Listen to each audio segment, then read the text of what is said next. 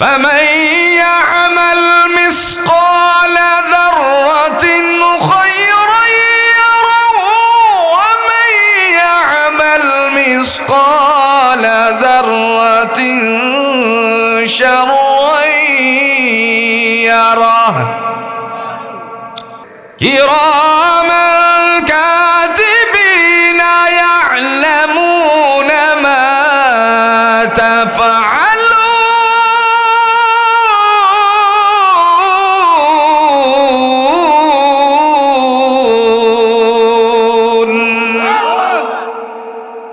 ونفخ في الصور فإذا هم من الأجداث إلى ربهم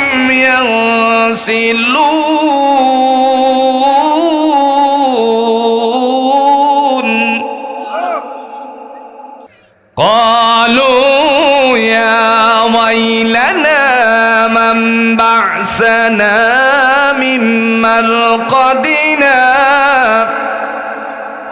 هذا ما وعد الرحمن وصدق المرسلون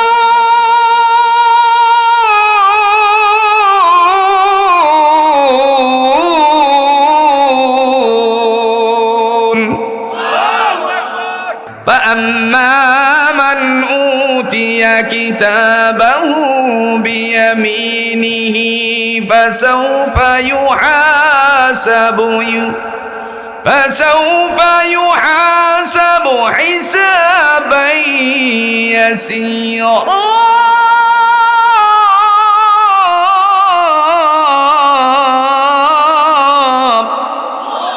কথা বলার উদ্দেশ্য হলো দাম্ভিকতা প্রকাশ করে বলছিল আনা রব্বুকুমুল আ'লা। অহংকারে বশবর্তী হয়ে এটা বলার কারণে আল্লাহ পাক রব্বুল আলামিন জমিন থেকে তারে দরিয়ার মধ্যে ডুবাইয়া শেষ করে দিয়েছেন। আপনারা জানেন, পাশাপাশি পরবর্তী অবস্থান থেকে ফেরাউনের অবস্থা আপনারা জানেন, আবার নমরুদের খবরও আপনাদের কাছে জানা আছে। আল্লাহ পাকের সাথে অহংকার করার কারণে, দুনিয়ার মানুষগুলোকে দাম্ভিকতা প্রকাশ করার কারণে, জগতের মানুষকে অবজ্ঞা করার কারণে নমরুদরে আল্লাহ বড় কিছু দিয়ে ধ্বংস করেন নাই, একেবারে ছোট্ট একটা প্রাণী দিয়ে দুনিয়ার জমিন থেকে বিদায় করে দিয়েছেন। ঠিক কিনা বলেন? প্রাণীটা কি বড় ছিল? নাম কি? আরো জোরে আপনারা বলেন তো, মশারে কি মানুষ ভয় পায়নি? কে বলছে পায়নি? আপনারা না পান না, আপনারাও পান। সময়ে ঢাকা শহরে আমরা যখন রাস্তা দিয়ে বের হই, বাসার থেকে ফোন দিয়ে বলে কোথায় আছেন? বললাম অমুক জায়গায় আছি। সর্বনাশ, এই জায়গায় কিন্তু অনেক মশা আছে। কথা বুঝছেন তো? এক মশা কামড় দিলে পরে শরীরে ঝাঁকুনি দিয়ে লেপ কম্বল দুইটাই নেওয়া লাগে। আছে না নাই? এই মশার নাম কি? আরো জোরে না, মশার নাম ডেঙ্গু নয়, জ্বরের নাম ডেঙ্গু, মশার নাম হলো অ্যাডিস। মশার নাম কি? অ্যাডিস মশা। আর জ্বরটার নাম হলো ডেঙ্গু জ্বর। আবার আপনারা সময়ে ভয় পান কেমনে? বিবি বলে কিশোরগঞ্জে যাও, মশা মারার একটা কামান নিয়ে আসো, বাচ্চারে খাইয়া শেষ করে দিচ্ছে। মশা মারার কামান নাই? কথা কন না কে নাই? কি? এই যে র্যাকেট ব্যাট আছে, ইলেকট্রিক ব্যাট, বাবুরে কামড়াচ্ছে, বাচ্চাকে কামড় দিচ্ছে, আপনার স্ত্রী মশা মারার ব্যাট আনার কথা বলছে। তাইলে মশারে মানুষ ভয় পায় কি পায় না? আল্লাহ কোহে কাফের দরজা খুলে দিয়েছিলেন, অগণিত ঝাঁকে ঝাঁকে হিসাববিহীন মশার দল আসছে। আচ্ছা, আপনারা কি কখনো তিরিপুক দেখেছেন?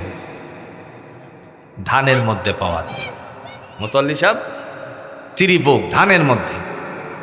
আবার ভাটি অঞ্চলে জাল যারা এই পানিতে যারা জাল ফেলে, এদেরকে এক ধরনের পুকে আক্রমণ করে। এ সময় খুব জোরালোভাবে তাকে নিজেকে সুরক্ষা দিতে হয়।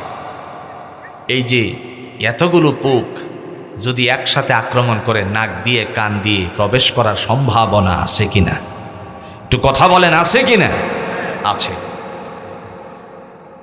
যখন সমস্ত মশাকুল এসে গেল, নমরুদের বাহিনী ধ্বংস হয়ে গেল, কারণ বাহনগুলোর কানের ভিতর দিয়ে ঢুকে গেছে, নাকে দিয়ে ঢুকছে।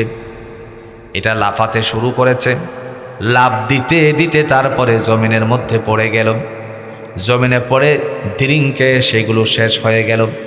আমার ভাইরা, যখন সে চলে গেল, চলে যাওয়ার পরে আল্লাহ পাক রব্বুল আলামিনের বান্দা এই জায়গায় বাসায় যাওয়ার পরে বিবির সামনে গিয়ে হাঁফাচ্ছে। বিবি বলে, তোমার সৈন্য সামর্থ্য কোথায়? বলে যে নমরুদের ডাক দিয়া বলতে আছে, ইব্রাহিম যে তার আল্লাহর সৈন্য সমস্ত প্রাণীদেরকে, আমাদের সমস্ত সৈন্যদেরকে ধ্বংস করে ফেলেছে। না জানি কত বড় কথা। বলতে বলতে তার এই ন্যাংরা মশা, যেটাকে আমরা বুঝি সমস্ত মশার সেনাপতি ওয়াকারুজ্জামান, কথা কয় না রে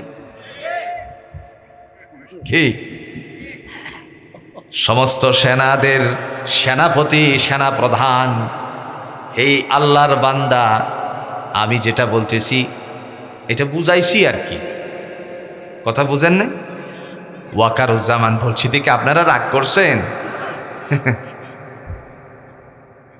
অত্যন্ত সুকৌশলী রাজনীতিকের মাঠে ওয়াকারুজ্জামান, এই মশার সুকৌশলী আছিল।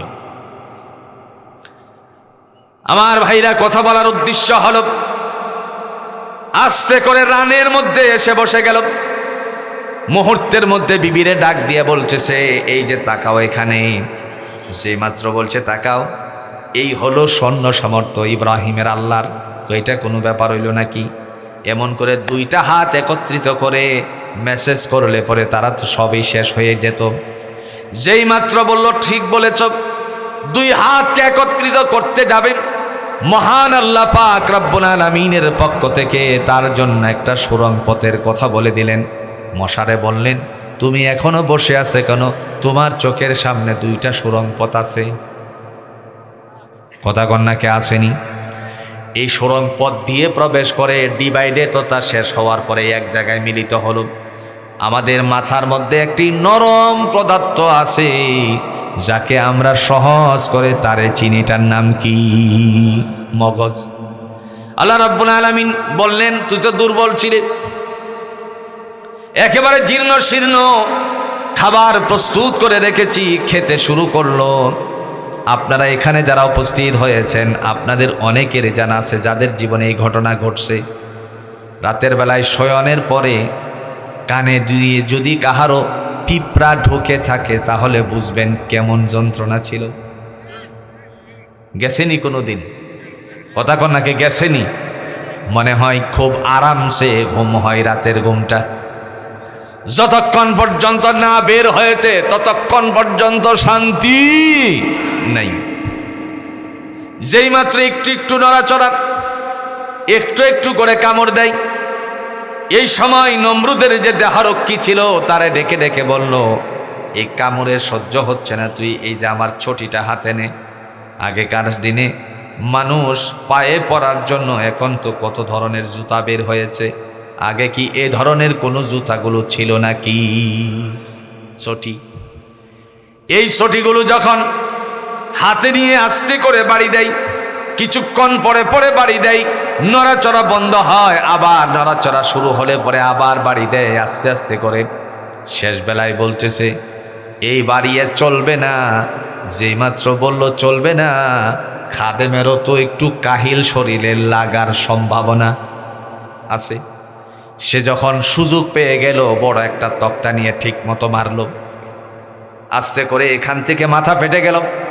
আল্লাহ ডেকে বলেন, ও ওয়াকারুজ্জামান, কথা বলছেন, ও সেনা প্রধান, নমরুদকে ধ্বংস করার জন্য যে তুই আসছিস, এবার তোর জন্য রাস্তা খুলে দেওয়া আছে। এরপরে ফেটে যাওয়ার পর বের হয়ে গেল। আমার বন্ধু, কথা বলার উদ্দেশ্য হলো, অহংকারীরে আমার আল্লাহ বেশি কিছু লাগে না, একেবারে ছোট্ট একটা মশা দিয়া পর্যন্ত দুনিয়ার থেকে বিদায় করতে পারে। ঠিক না বলেন? দুনিয়ার জমিনে দৃষ্টান্ত এটাই। সাজ্জাদ পৃথিবীতে থাকতে পারল না অহংকারের কারণে, কারুন পারল না, হামান পারল না, ফেরাউন পারল না, নমরুদ পারল না, আবার শেষ বেলায় আমাদের দেশের একজন পারল না। কথা কন না কেন? আমি কাউকে খর্ব করার জন্য কথাটা বলি নাই। সেই সময় একজন বলছিল পালাবো না। কথা কন না কেন? ফখরুল সাহেব আপনার বাসায় ঠাকুর গায়ে জায়গা করে দিবেন। শেষ পর্যন্ত তারদ বাংলাদেশে থাকার মতন কোনো সুযোগ হলো না। এখন যাই কথা কন না কে কি করে? যাই না গেছেই কে জানে।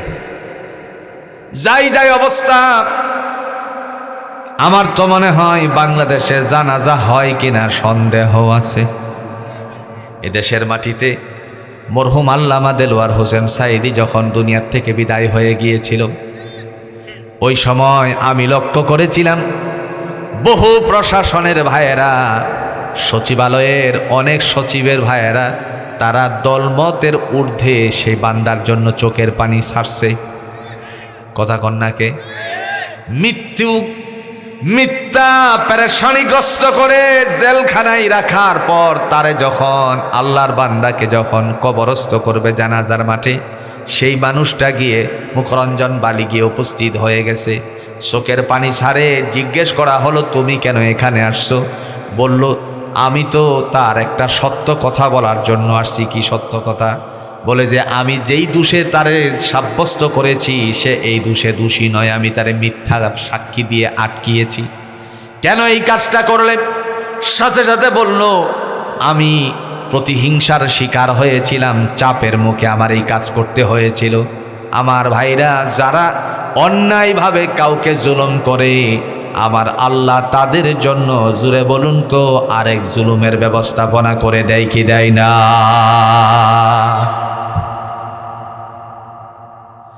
পৃথিবীবাসীদের জন্য আল্লাহ ডেকে বলেন, বান্দারে শোনো, এসব কিছু তোমার দুনিয়ার জমিনের দাম্ভিকতা, একদিন তোমার এই দাম্ভিকতা ফুরিয়ে যাবে।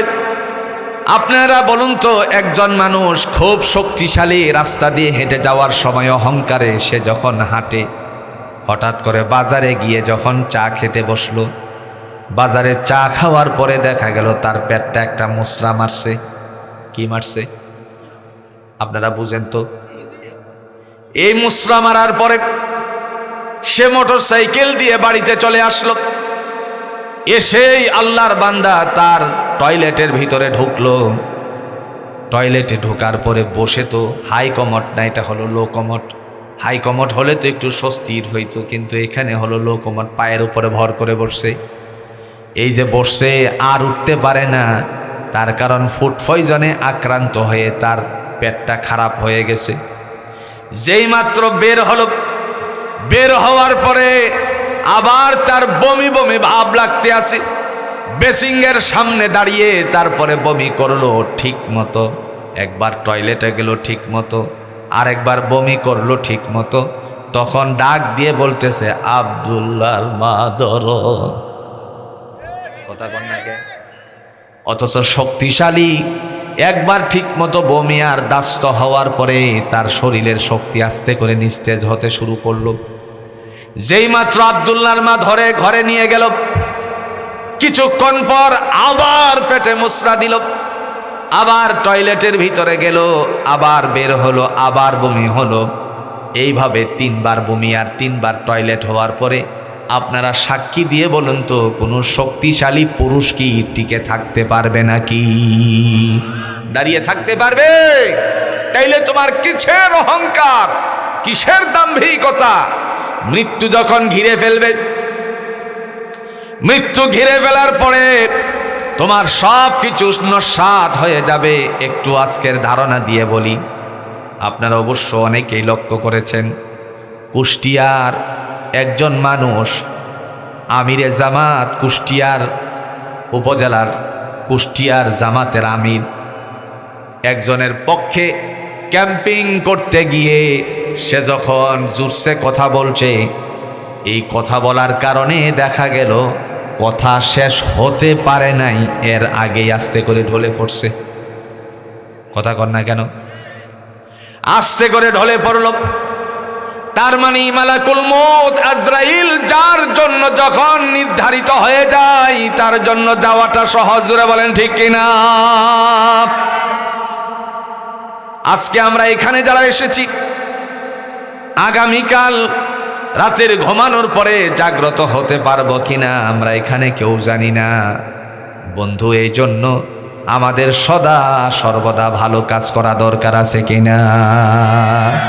আল্লাহ কোরআন দিয়ে বলছেন, فَمَن يَعْمَلْ مِثْقَالَ ذَرَّةٍ خَيْرًا يَرَهُ وَمَن يَعْمَلْ مِثْقَالَ ذَرَّةٍ شَرًّا يَرَهُ।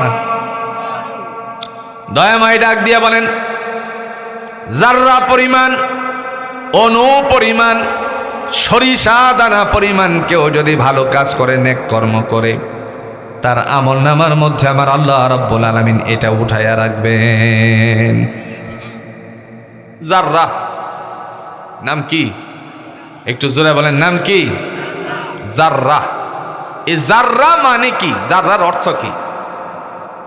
আমি রাসূলুল্লাহর বাড়িতে গিয়ে বসলাম।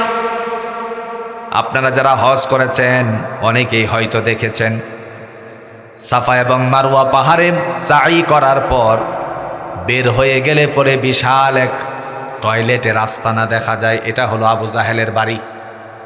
কথা বলেন।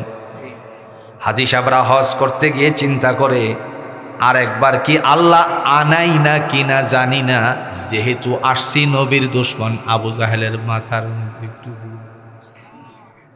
কথা কয় না রে। এই জন্য আবু জাহেলের বাড়ি থেকে হাজিরা ঢোকেনি, শিশু দিয়ে যায়। তারপরে সেখান থেকে বের হলে সামনে একটু উঁচু জায়গার মধ্যে কালারকৃত ছোট্ট একটা দোতলা বাড়ি আছে। এটা হলো মক্কার সবচাইতে বড় লাইব্রেরি, মাকতাব। আমি অগণিতবার তার ভিতরে প্রবেশ করেছি, অনেক সময়টার ভিতরে বসে বসে মোতালা করেছি। আমার ভাইরা, কথা বলার উদ্দেশ্য হলো, যেই জায়গাতে রাসূলুল্লাহ থাকতেন সেই জায়গায় মক্কার সবচেয়ে বড় লাইব্রেরি। এই লাইব্রেরির ভিতরে যখন প্রবেশ করলাম, এখানে বহু তাফসির আছে। রইসুল মুফাসসিরিন হযরত ইবনে আব্বাস রাদিয়াল্লাহু তাআলা আনহুর নামে একটা তাফসিরের নাম হলো তাফসিরে উশির। এরই পাশে রাখা ছিল তাফসিরে ইবনে আব্বাস। তাফসিরে ইবনে আব্বাসের মধ্যে লক্ষ্য করলাম, উশিরের ভিতরেও তাকিয়ে দেখলাম আল্লাহ রাব্বুল আলামিনের বান্দা লিখলেন, জাররাকে বুঝাতে গিয়ে একটি সরিষা দানার সাথে তুলনা করলেন। সরিষা দানা এখানে যদি ফেলে দেয়, জুড়ে বলুন তো আপনারা খুঁজে পাবেন নাকি? এই ৭০টা খণ্ড করলে, সরিষা দানারে ৭০টা খণ্ড করলে এক খণ্ডের নাম হলো জাররা। তাইলে তো আরো পাওয়ার কথা না? সরিষা দানাকেই খুঁজে পাওয়া সম্ভব নয়, আর একটা সরিষা দানারে যদি ৭০ খণ্ডে খণ্ডিত করা হয়, এটাকে পাওয়া বড় কঠিন। আপনারা বলতে পারেন, একটা সরিষা দানা কি ৭০ খণ্ড হবে? পৃথিবীতে প্রত্যেকটা জিনিসকে ফাহি করা যায়। কথা কন না কে? কি করা যায়? ফাঁকি করা যায়। এই ফাঁকি যেটা করা হয়, আঠার মতন করা হয়, এটা বিন্দু বিন্দু দানা হয়ে যায়। ওই দানাগুলোর একটার নাম হলো জাররা। আল্লাহ বলেন, ফামান ইয়ামাল মিসকালা যাররাতিন খায়রান ইয়ারা। বান্দারে, জাররা পরিমাণ যদি তুমি নেক আমল করো, আমার আল্লাহ বলেন তোমার এই কথাটা, তোমার এই আমল নামার মধ্যে আমি আল্লাহ উঠাইয়া রাখি। সুবহানাল্লাহ বলেন। আপনি বলতে পারেন, আমি যে ছোট্ট ছোট্ট আমল করছিলাম, ছোট আমল কেমন? রাস্তা দিয়ে হেঁটে যাওয়ার সময়ে কে বা কারা যেন আপনার চোখের সামনে রাস্তায় পড়েছিল একটা কলার সুলা। কি কথা কন না কে? কি কলার বাহল? কলার কি বাহল?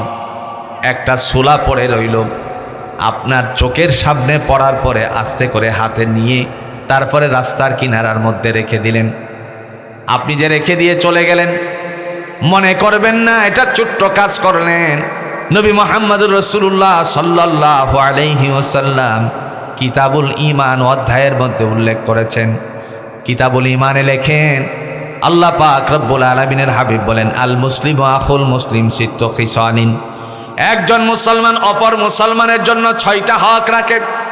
তন্মধ্যে একটা হকের নাম হলো কাফুল আযাব, কষ্টদায়ক বস্তু রাস্তা থেকে সরিয়ে ফেলা। এবার আপনি যে ছোট্ট কাজটা করলেন, আমার আল্লাহ বলেন তোমার এই কাজটাকে আমার হিসাবের খাতাটার মধ্যে উল্লেখ করে রেখেছি। সুবহানাল্লাহ বলেন। এখন সাক্ষী দেন তো, আপনা আমার কথাগুলো লিখে রাখার জন্য, কর্মগুলো লিখে রাখার জন্য আল্লাহর কোনো ম্যানেজার আছে কিনা? জোরে বলেন। সবাই কয় না রে। নাম কি?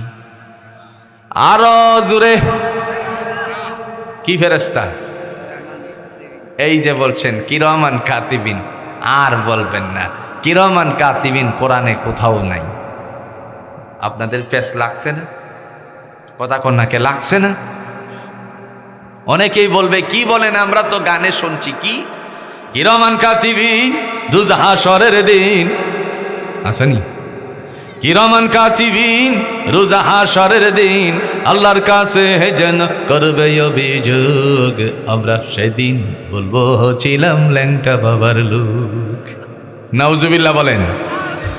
আপনারা বলবেন আমরা এগুলো শুনি না, কোরআন থেকে পাইছি। কি পাইছেন দেখেন, কিরামান কাতিবিনা ইয়ালামুনা মা তাফআলুন।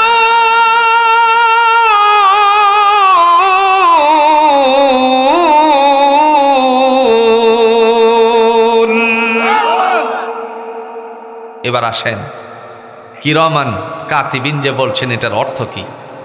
কিরামান শব্দের অর্থ হচ্ছে সম্মানিত। নাম কি? ফেরেশতার নাম পাইছেন? ফেরেশতার নাম পাইছেন নাকি? এই যে মাথা নাড়ে, পাইছেন? কই পাইছেন? কিরামান শব্দের অর্থ হলো তো সম্মানিত, তো ফেরেশতার নাম পাইলেন কোথায়? কাতিবিন মানে লেখক সমূহ। আল্লাহ বলেন আমি তোমার দুকাদে দুজন সম্মানিত লেখক ফিটিং দিয়েছি, তোমরা কি করো আর না করো লিপিবদ্ধ করার জন্য। জোরে কন্যা সুবহানাল্লাহ। আপনার সন্তানকে খাতা দিয়ে পাঠান স্কুলে, আল্লাহর কাছে কি কোনো খাতা নাই? কথা কন্যাকে খাতা নাই? কোরআন দিয়ে আল্লাহ বলেন ওয়ামা আদরাকা মা ইল্লিয়ুন। নবী আমার, ইল্লিয়ুন সম্পর্কে আপনি কিছু জানেন নাকি? আল্লাহ পাক রব্বুল আলামিন ইল্লিয়ুন আর সিজ্জিন সম্পর্কে বলতে গিয়ে তিনি বলেন কিতাবুম মারকুম। এটা হলো হিসাবের কথা। কিসের কথা?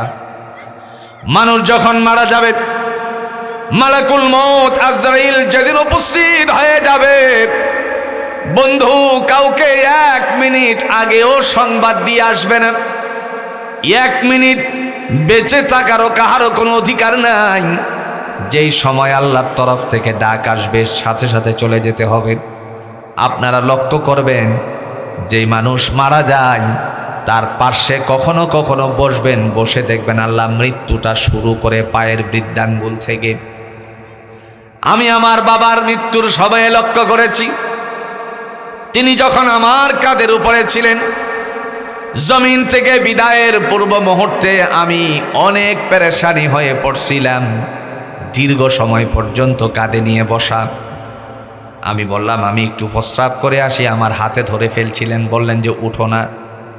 কিন্তু আমি অনেক টায়ার্ড ছিলাম, যার কারণে আমি বললাম আমার ছোট ভাইয়ের কাছে দেই। কনা না, ও বুঝবে না। যে আমি বললাম মামার কাছে দেই, আচ্ছা ঠিক আছে। যখন দিয়ে প্রস্রাবটুকু করতে যতটুকু সময় লাগে, এরপরে এসে আবার পুনরায় কাঁধের মধ্যে নিলাম। আমি তালকিন করলাম। কালিমার তালকিন করার সময়ে তিনি আস্তে আস্তে করে সেটাকে পড়তে শুরু করলেন। আমি লক্ষ্য করলাম মালাকুল মউত আজরাইল কেমনে আসে, হঠাৎ করে দেখলাম পায়ের বৃদ্ধাঙ্গুলটা একটু নড়াচড়া করে বন্ধ হয়ে গেল। দুইজন হাফেজে কোরআন পাশে ছিল। আমি বললাম, দেখো তো পায়ের অবস্থাটা কি? বলল, এটা ঠান্ডা হয়ে গেছে, হাঁটু পর্যন্ত ঠান্ডা হয়ে গেল। হাঁটুর উপরে রানের মধ্যে একটু নড়াচড়া হলো, সেটাও বন্ধ হয়ে গেল, ঠান্ডা হয়ে গেল। এরপরে বুঝতে পারলাম আর বসিয়ে রাখা যাবে না। কালিমার তালকিনের পরে যখন শুয়ায় দেওয়া হলো, আস্তে করে গলার কাছে এসে 3 বার কাহ করে শব্দ বের করে কালিমাতুত তাওহীদ পড়ে আল্লাহর জমিন থেকে বিদায় হয়ে গেলেন। আমার বন্ধু বলার উদ্দেশ্য হলো, আল্লাহর বান্দাদের মৃত্যুটা আমার আল্লাহ পায়ের বৃদ্ধাঙ্গুল থেকে দেন, এটা আমি প্রত্যক্ষদর্শী। এর পিছনে কারণটা কি? পার্শ্বে যে মানুষগুলো বসা থাকে তাদের উপরে যেন কোনো ধরনের অ্যাটাক না হয়। কারণ মরণের আগে, জুড়ে বলুন তো, মানুষে একটু নড়াচড়া করে কি করে না? কোন সময়?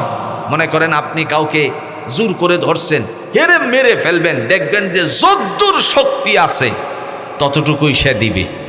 কি কথা কন নাকি? দিবে কি দিবে না? নাকি আপনারে পেতে দিবে যে আপনি তারে মেরে ফেলেন?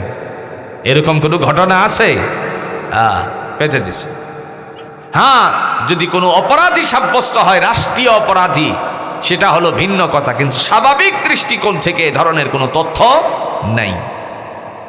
আল্লাহ পায়ের বৃদ্ধাঙ্গুল থেকে মৃত্যুটা দিতে শুরু করলেন, দুনিয়ার জমিন থেকে বিদায় হয়ে গেল।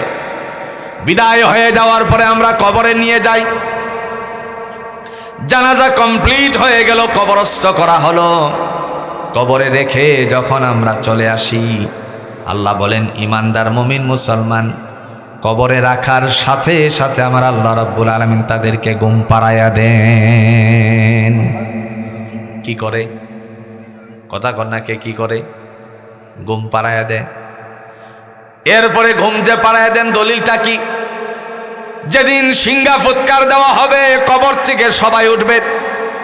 উঠার পরে আল্লাহ পাক রব্বুল আলামিন সাথে সাথে তাদের জবান থেকে একটি আওয়াজ বের করবেন, যেখানে সূরা ইয়াসিনের আয়াতে কারিমাটুকু তেলাওয়াত করছিলাম। আল্লাহ বলেন, ওয়ানুফিখা ফিস-সূরি ফাইযা হুম মিনাল আজদাসি ইলা রাব্বিহিম ইয়ানসিলুন।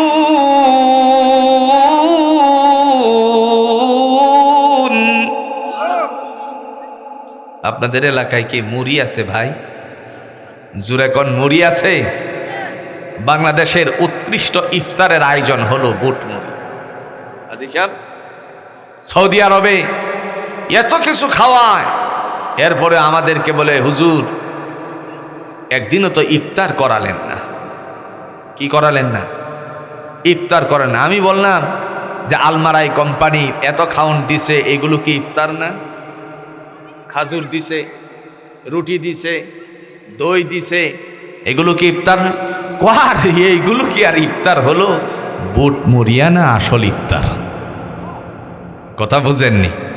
এখন বলেন তো, এই সময় আপনার মেসপালাতে কিছু গল্লি আছে বাঙালি, এরা তো বুট মুড়ি নিয়েই থাকে। আবার ইন্ডিয়ান কিছু আছে, এইখান থেকে বুট মুড়ি এনে যখন ঠিক মতো মাখাইয়া দেওয়া হলো, এদিন ইফতার করে বলছে, হুজুর 13 দিনে আজকে ইফতার করলাম। কথা বুঝছেন? 13 দিনে আজকে ইফতার করছি। এর আগে যা করছে এগুলো কি ইফতারই ছিল না? কথা বলেন না কেন? ছিল না? তো মুড়িটা যদি না বাজে, আওয়াজ করে না, আপনারা এই মুড়িরে কি মুড়ি বলেন? ঠেললে গেছে, হ্যাঁ, হেললে যা, পুতায়া যা, এই তো বুঝছেন তো, ঢ্যাম মুড়ি পুতায়ে যায়। আচ্ছা কোন আপনাদের এই মসজিদে, এই গাঙ্গাটিয়া সরের বাড়ি জামে মসজিদে যদি কেউ এই ধরনের মুড়ি দিয়ে ইফতার দেয়, তাহলে কি এই মানুষটারে ভালো বলবেন? কোন কৃপণের ঘর থেকে আইল রে আজকের ইফতারটা? বলবে কি বলবে না? যেই মুড়ি বাজে, এই মুড়ির সম্মান আছে। আল্লাহ বলেন, কালিমাতুল্লাহি হিয়াল উলিয়া। মুফাসসিরিন ইকরামগণ বলেন, আল্লাহর নামের আওয়াজ হবে উচ্চ কণ্ঠে, যাদের কণ্ঠ থেকে বেরিয়ে আসবে আল্লাহ তাদের দাম বাড়ায়া দিবেন। আর একটু জোরে কোন সুবহানাল্লাহ। আমার ভাইরা, মুহূর্তের মধ্যে মুড়ি যেটা বাজে এটার দাম। এখন বলেন তো আওয়াজ কি আসতে না জোরে? আরেকটু জোরে দেখা যাক। قالوا يا ويلنا من بعثنا من مرقدنا هذا ما وعد الرحمن وصدق المرسلون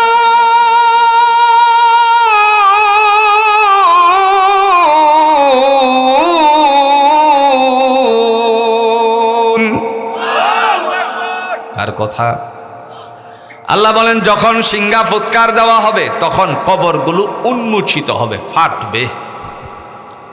কবর থেকে লোকেরা উঠবে, উঠেই তারা বলবে, উঠেই তারা ছুটে চলবে ময়দানে হাসরের দিকে। এ সময় বলবে, কে আমাদেরকে নিদ্রা থেকে জাগালো? তার মানে এতদিন পর্যন্ত তারা কি করছিল? কথা কন না কে? যেহেতু কোরআনে সরাসরি আসছে কে আমাদেরকে নিদ্রা থেকে জাগালো, তাইলে এতদিন পর্যন্ত কি করছে? ঘুমাইছে। মুহূর্তের মধ্যেই আওয়াজ তুলে বলবে, ও মহান আল্লাহ তো আমাদের সাথে এই অঙ্গীকারটাই দুনিয়ায় করেছিলেন, কবরের থেকে উঠাবেন, ময়দানে হাসরের দিকে নিয়ে যাবেন। এই হাসরের মাঠে উপস্থিত হওয়ার জন্য নাফসি নাফসি বলে দৌড়াতে থাকবে। এক শ্রেণীর মানুষেরা সেখানে গেলে ধরা পড়ে যাবে, যারা দুনিয়াতে অন্যায় করেছিল, অবিচার করেছিল, মানুষের হক নষ্ট করেছিল, দুনিয়ার জমিনে মানুষকে পেরেশানিগ্রস্ত করেছিল, আল্লাহর নাফরমানি করেছিল। ধরা পড়ে যাওয়ার পরে আল্লাহ একটা অপশন দিবেন, আজকে দেখো তো কোথাও থেকে তুমি কিছু সংগ্রহ করতে পারো কিনা। আমাদের সমাজে বহু মানুষ আছে কর্জা নিলে পরে, হাওলাত নিলে পরে এই হাওলাতের টাকা নিয়ে 2-3 মাস ঘুরাই, এরপরেও কয় কি আমি কি গ্রাম ছেড়ে চলে গেছি নাকি? হয়তো আপনাদের গাঙ্গাটিয়াতে না থাকতে পারে। আরেক শ্রেণীর মানুষ আছে যারা দোকান বাকি আনে, আসেনি? বিদেশ থেকে আসছে, বিবিরে ডেকে বলল, বিবি আমি আর বিদেশ যেতে চাই না, ভালো লাগে না তোমারে রেখে যেতে। বিবি বলে, তো কি করবেন? শুরু করি গাঙ্গাটিয়া বাজারে একটা দোকান, এরপরে কনফেকশনারির একটা দোকান দিল, বিস্কিট আছে, চকলেট আছে। দুমদারাক্কায় এক শ্রেণীর মানুষেরা নতুন দোকান পায়া তার দিকে ঝুঁকছে। ইন্না লিল্লাহি ওয়া ইন্না ইলাইহি রাজিউন। আমরা একটু জিকির করি, লা ইলাহা ইল্লাল্লাহ, জোরে জোরে।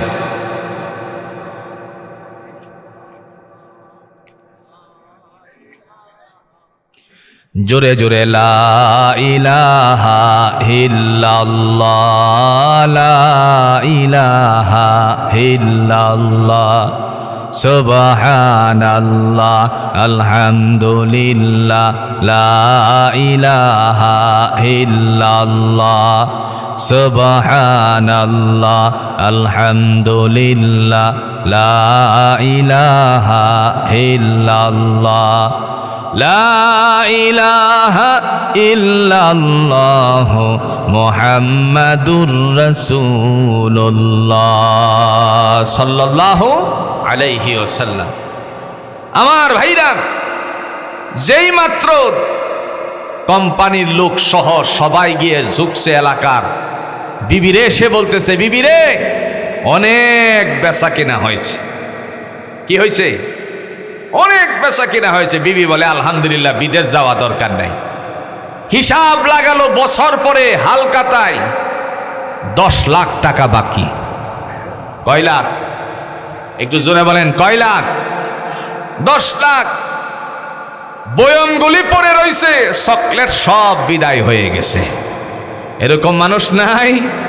কথা কন না কে নাই? বিবিরে বলতেছে 10 লাখ টাকা বাকি, তো হালকাতা করি। আচ্ছা ঠিক আছে করেন। হালকাতা করে মিষ্টি খাওয়ালো, পান খাওয়ালো। 10 লাখের মধ্যে মাত্র আসলো 2 লাখ, আর বাকি 8 লাখ কই? খাওয়াইও আনতে পারলো না। যারা বাকি খেলো এরা আবার এই দোকানের সামনে দিয়ে যায় না, আর একটা নতুন দোকান খোঁজে। এরম মানুষ মনে হয় আপনাদের গাঙ্গাটিয়া নাই? আরো জোরে বলেন নাই রে।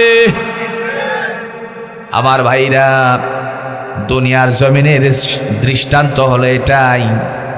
ওই দিন ধরা পড়ে গেলে পরে অন্যের হক নষ্ট করে বাকিকে টাকা দেয় নাই, এদেরকে ধরাশয়ী করে দেওয়া হবে।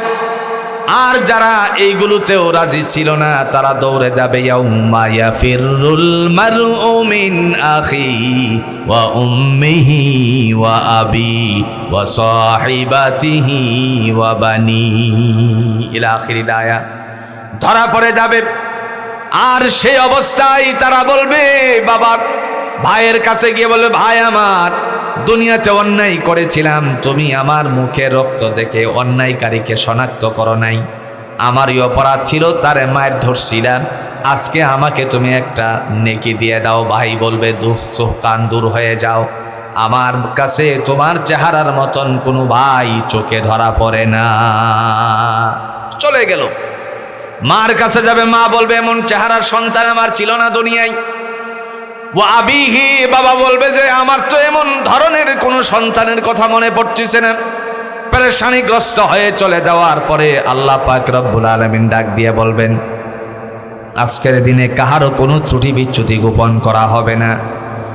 আল্লাহ বলেন, ইয়াউমা হুম বারিজুনা লা ইউখফা আলাল্লাহি মিনহুম শাই লিমানিল মুলকুল ইয়াউম লিল্লাহিল ওয়াহিদিল কাহ্হার। আজকের দিবসে কাহারও কোনো ত্রুটি বিচ্যুতি গোপন করা হবে না। কে কোন অন্যায় করছো দুনিয়ার জমিনে, তুমি মনে করছিলা কেউ জানে না, আমি আল্লাহ ঠিকই জানি। ঠিক কিনা বলেন? অনেক সময় দেখবেন জমিনের চাষাবাদ করতে গিয়ে 2 লিটার তেলের পানি দেয়, আছে না নাই? সন্ধ্যার সময় মেশিন দিয়ে পানি দিয়ে বাড়িতে আসলো, আরেকজন একটা লাঠি নিয়ে সন্ধ্যার সময় তার জমিনের দিকে গেল।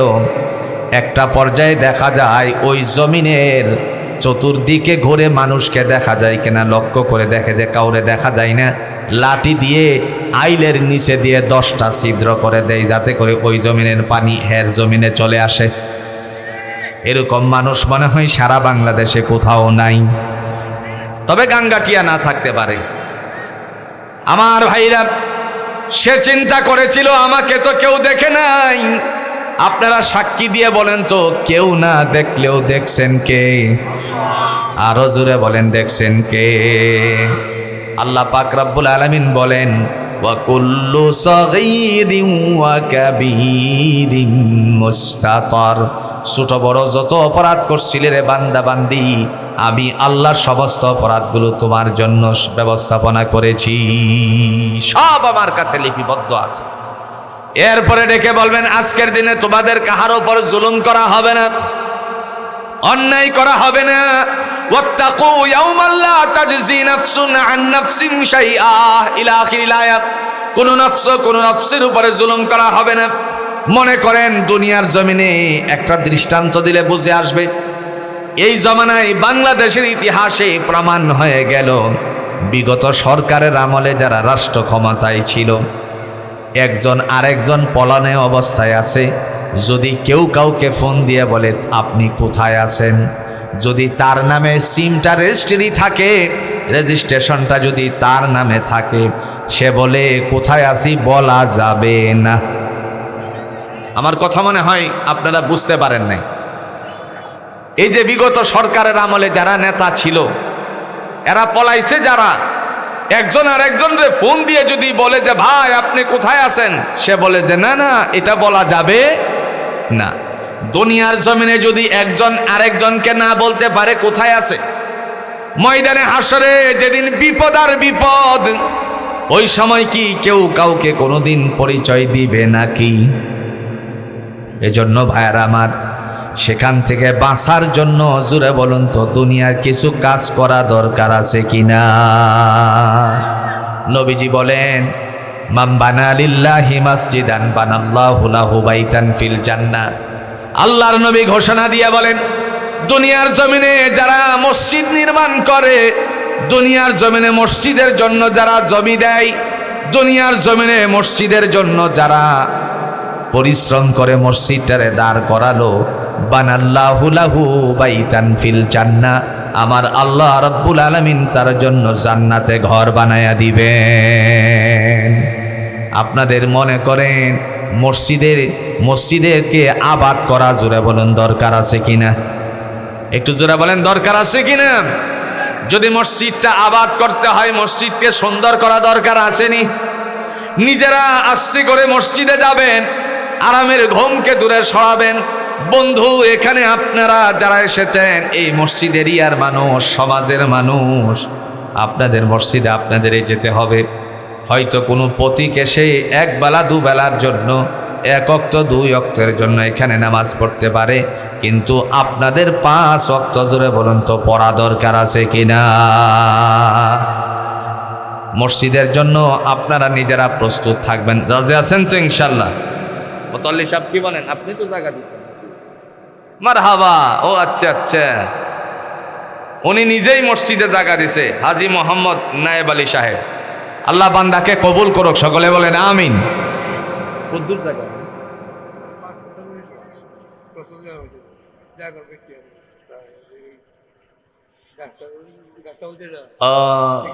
না, 5% মসজিদের জায়গা হয় না গো।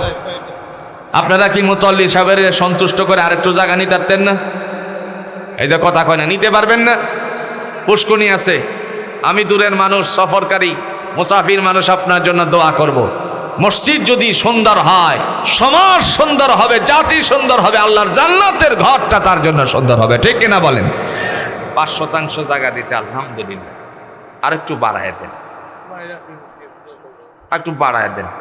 এটা 10% জায়গা করেন তো না, 10% জায়গা করেন। ইসলামিক ফাউন্ডেশন থেকে অনেক কিছু অনুদান আগামী দিন আসবে। মুতাল্লি সাহেব, আল্লাহ আপনাকে আরো তৌফিক দিবে। আপনি যদি দুনিয়াতে না থাকেন, জান্নাতে আল্লাহ আপনার জন্য ঘর বানিয়ে দিবে। আপনারা কি ওনার জন্য জান্নাতে ঘর হোক চান না? কারা কারা চান? আল্লাহরে 2 হাত দেখান। লিল্লাহে তাকবীর। আরো জোরে বলেন লিল্লাহে তাকবীর। যার আছে তার কাছেই তো দাবি, কথা কর না কে? যার আছে তার কাছেই তো দাবি, যার নাই দাবিও নাই। নাকি না আমি ভুল বলছি ভাই? দিবেন। হাজী সাহেব মানুষ, আল্লাহর ঘরের মেহমান, তো আল্লাহর ঘরের মেহমান।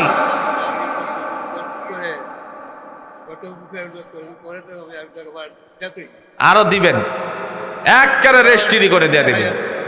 আল্লাহর ঘরের মেহমান দিবে ইনশাআল্লাহ। আপনারা ওনার কাছে যাবেন, আরো দিবে ইনশাআল্লাহ। আপনারা কি আল্লাহর কাছে দোয়া করতে পারবেন না ইনশাআল্লাহ? আমি মসজিদের মধ্যে গেছি তো আমি বাথরুম খুঁজে পাই না, প্রস্রাবখানা খুঁজে পাই না। মুতাল্লি সাহেব, আল্লাহ আপনারে দিছে, আল্লাহ আরো দিবে ইনশাআল্লাহ। আমি দোয়া করি বন্ধু, চোখ বন্ধ হয়ে গেলে পরে পৃথিবীতে আমাদের আর কেউর কিছু থাকবে না। উনি আল্লাহর ঘরের মেহমান, দেখে আসছেন কাবা ঘর কি সুন্দর করে কিভাবে হাজীদের জন্য তৈরি করছে। এরকম একটা সুন্দর আর একটু বড় মসজিদ হোক, সংস্থা থেকে সরকারিভাবে এই মসজিদটা বড় হোক। আপনারা চাননি? এই যে রে কথা কয় না, চাননি? আপনারা না চাইলে উনি কেন দিবে? বুঝেন নাই? আপনারা চান তো, ওনারে খুশি করবেন, ওনার সাথে পরামর্শ করবেন। আমার বিশ্বাস, আমি বিশ্বাস থেকে বলছি, এই মসজিদ সুন্দর হোক উনিও চায়। কথা বুঝেননি? আল্লাহ তার বান্দাকে কবুল করুক, সকলে বলুন আমিন। আমি যখন মুতাল্লির লেখাটা দেখলাম, তখন মনে মনে চিন্তা করলাম যে হয়তো ওনার উত্তরসূরি কেউ মসজিদের জায়গাটা নিয়ে দিয়ে গেছেন। এখন দেখি আলহামদুলিল্লাহ, আমার বুঝতে আর বাকি নেই যে নিজেই জীবদ্দশায় এই জায়গাটা দিয়ে গেছেন। এখন আর একটু দেখ, আমরা সাইন, কথা কন্যাকে সাইন 10%। কয় শতাংশ? আরো 5% যেন উনি দেন, আমি আবদার করব ইনশাআল্লাহ। এই মসজিদের জায়গা বাড়ো, আপনারা মসজিদটাকে সুন্দর করবেন। বন্ধু, পৃথিবীর ঘর সুন্দর হয়। উনি আল্লাহর নবীর ঘর দেখে আইছে, মসজিদে নববী। ইয়াসি কই থেকে আয়ে, বাতাস কোন দিক থেকে লাগে, পরে আরেকবার ছাইয়া দেখে পিলারের গুড়ির থেকে বাতাস আইতে আছে। ঠিক কিনা বলেন হাজী সাহেব? হ্যাঁ, পিলারের গুড়ির থেকে বাতাস আসতেছে। আমি একবার চিন্তা করলাম কোথা থেকে এত বাতাস আসে, আসল জায়গা কোথায়? খুঁজতে খুঁজতে প্রায় 4.5 মাইলের রাস্তা গেলাম। ওইখানে গিয়ে দেখি বিশাল এক এসি ফিটিং করা, নিচ দিয়ে সুড়ঙ্গ পথ দিয়ে মসজিদে নববীর ফিলার থেকে সুন্দর করে এই অবস্থায় বাতাস লাগতেছে। হাজিরা যেন সুন্দর করে আল্লাহর নামটা স্মরণ করতে পারে। এত সুন্দর মসজিদের মেহমান দেখে আসছেন, তা উনি কি চাইবে না আপনাদের মসজিদটা সুন্দর হোক? বলেন তো চাইবে না? চাইবে, কিন্তু আপনাদেরও মনটাও গলানোর দরকার আছে, নাকি ভুল করে লাইছি? দিবে ইনশাআল্লাহ। আল্লাহ যেন বান্দাকে কবুল করে, সকলে বলেন আমিন। বেশি না, 5% দিছেন, আর 5% মসজিদের নামে ওয়াকফ করে দিয়া দিবেন। আল্লাহ আপনাকে দুনিয়া আখেরাতে কল্যাণ করবে। সন্তানদের, আপনি চলে যাবেন, আপনার সন্তানদেরকে আল্লাহ ইহজগৎ পরজগতে একটা বিশাল মর্যাদা সম্পন্ন করে দিবেন। আল্লাহ যেন ওনার দিলকে মসজিদের সাথে যেমনি মিশায় রাখছেন, আল্লাহর ঘর দেখে আসছেন, আল্লাহর নবীর রওজা দেখে আসছেন, এই মসজিদের জায়গাটা উনি দিবে আশা করি ইনশাআল্লাহ। তাইলে আসুন আপনাদের কিছু কাজ দেই। আপনাদের কিছু কাজের দরকার আছে নি? কথা কনাকে কাজের দরকার আছে নি? মসজিদের কিছু উন্নয়নের প্রয়োজনীয়তা আছে না ভাই? আচ্ছা আপনারা বলুন তো, এই মসজিদটা যেন উন্নয়নশীল হয়, এজন্য কিছু পয়সা করে দিবেননি? কথা কয় না, দিবেননি? তাইলে কেমনে দিবেন বুঝি একটু। আমি তো কালেকশন পারি না মিজান, আমি তো কালেকশন পারি না, কেমনে টাকা উসুল করা লাগে এটা আমার জানা নেই। তারপরেও আল্লাহ যেন আপনাদেরকে তৌফিক দান করেন। আপনারা ধানের মৌসুমের মানুষ ধান দিবেন মসজিদে, আবার নগদ অর্থ বিদেশে যারা আছে প্রবাস জীবনে, তারাও যেন ইনশাআল্লাহ আপনাদেরকে সহযোগিতা করে, এই প্রত্যাশা রাখছি। বন্ধুরা আমার, যে কথা বলছিলাম, ময়দানে হাসরে আল্লাহ রাব্বুল আলামিন যেদিন উপস্থিত করবেন, সেদিন ডাক দিয়া বলবেন, ওয়ামতাজুল ইয়াউমা আইয়ুহাল মুজরিমুন।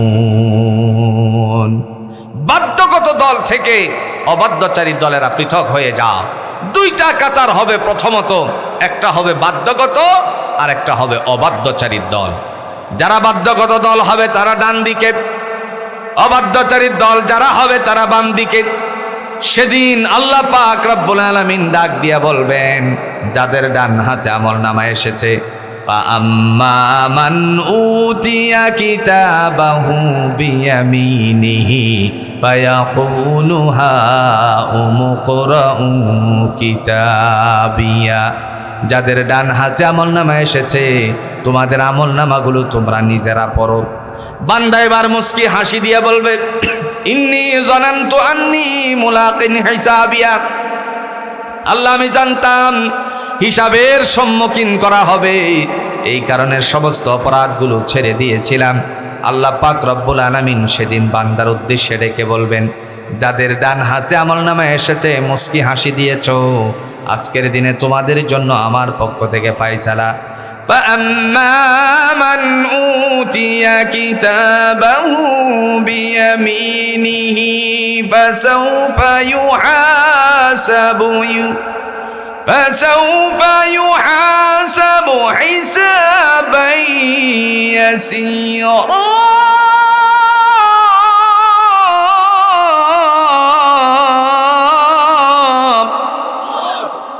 আল্লাহ ডেকে বলবেন, فأما من أوتي كتابه بيمينه فسوف يحاسب حسابا يسيرا। যাদের ডান হাতে আমলনামা আসবে, তাদের হিসাব নিকাশ আমার আল্লাহ সহজ করে দিবে।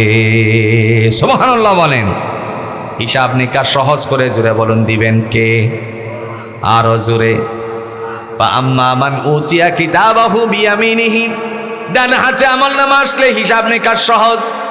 আর যদি বাম হাতে আমলনামা আসে, তাহলে তার জন্য দুর্ভোগের কোনো শেষ নাই। প্রিয় বন্ধুরা আমার, এই জন্য সকলের উদ্দেশ্যে বলছি, মসজিদে যায়া আল্লাহর পায়ে সিজদা করা দরকার আছে কিনা?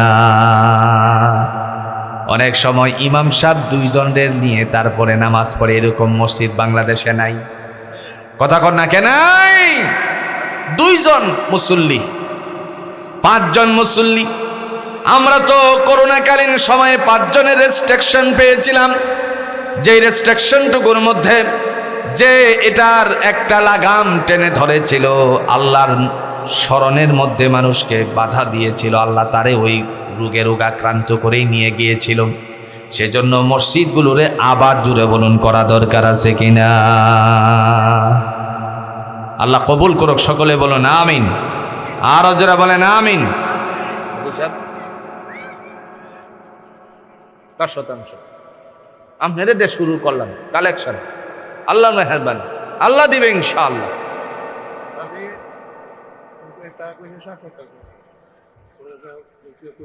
ও তারা তো আর জানি না কি করছে না, আমি 5% দেখছি। দেখে এই জোরে বলেন মারহাবা। 3% আরো দিবে ইনশাআল্লাহ। একটু জোরে বলেন মারহাবা। আল্লাহ কবুল করুক। তবে 3% তো বাজি আপনার পক্ষ থেকে, আপনার পক্ষ থেকে 300, আর আমি 200 আপনার কাছে আবদার করে গেলাম, মানে 5%। কি তখন আপনারা কি কন? একটু জোরে বলেন না মারহাবা। আল্লাহ কবুল করুক। আরো জোরে বলেন আমিন। বন্ধু দিবে ইনশাআল্লাহ। যিনি 5% দিছে, ওনার শোকে মদিনাতুল মুনাব্বারা দেখে আসছে, আহ কি মজা, কি সুন্দর।